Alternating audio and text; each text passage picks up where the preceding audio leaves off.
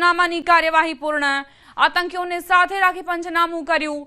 છત્રાલમાં પંચનામાની કામગીરી બાદ આરોપીઓને પરત લઈને પહોંચી એટીએસ।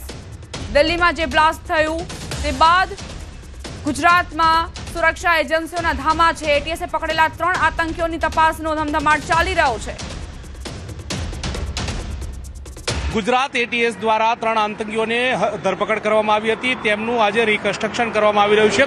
ઘટના સ્થળે લઈને આવ્યા હતા। તેમણે જે પ્રકારે જે પિસ્તલ તેમને મળી આવી હતી તે અંતર્ગતની રૂપરેખા અહીંયા તમામ પૂછવામાં આવી રહી છે। મહત્વનું એ છે કે 3 આતંકવાદીઓની પૂછપરછ માટે મોટા ખુલાસા થાય તે પ્રકારના એંધાણ વર્તાઈ રહ્યા છે। દિલ્હીના અઝાન મેદાનની આજુબાજુ આ તમામ લોકો રેકી કરતા હતા। 3 આતંકવાદીઓની વાત કરીએ તો તેમાં એહજાન મોહુદ્દીન સૈયદ હતા।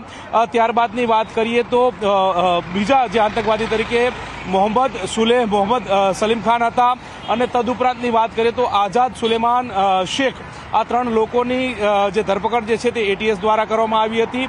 મહત્વનું એ છે કે 7 નવેમ્બરના રોજ શુક્રવારે આ એટીએસ ને માહિતી મળી હતી અને તેના કારણે રાષ્ટ્ર વિરોધી પ્રવૃત્તિમાં સંડોવાયેલા હતા અને તેના કારણે આ 3 લોકોની ધરપકડ કરવામાં આવી છે। એટીએસ દ્વારા ટીમ બનાવીને વેરિફિકેશન કરીને ટેકનિકલ એનાલિસિસ કરીને મુવમેન્ટ ચેક કરી છે અને તમામ બાબતો ચેક કરવામાં આવી છે।